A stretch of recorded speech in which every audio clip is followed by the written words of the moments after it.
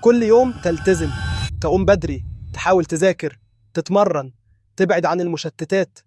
حاجات كتير محدش بيشوفها، بس انت بتعملها رغم كل حاجة جواك بتقولك تبطل. بس جواك صوت بيقولك وإيه فايدة كل ده؟ مفيش حاجة اتغيرت. ويمكن يكون الصوت ده مش أول مرة تسمعه، ويمكن بقى بيزورك كل ليلة قبل ما تنام يسألك كل اللي عملته النهاردة جاب نتيجة؟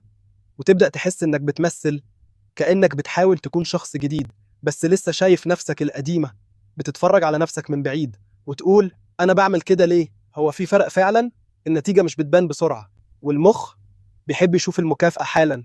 وعلشان كده بتحس بالإحباط، مش لأنك مش ماشي صح، بس لأنك مش شايف الصورة كاملة. بس خليني أقول لك حاجة، اللي وصل مش اللي بينجح من أول مرة، اللي وصل هو اللي بيكمل حتى لما مش شايف أي نتيجة. اللي بيكمل وهو تايه هو اللي بيصحى في يوم ويلاقي نفسه في مكان تاني خالص. المشكلة مش إنك كسول، المشكلة إنك مش شايف التقدم اللي بتحققه كل يوم.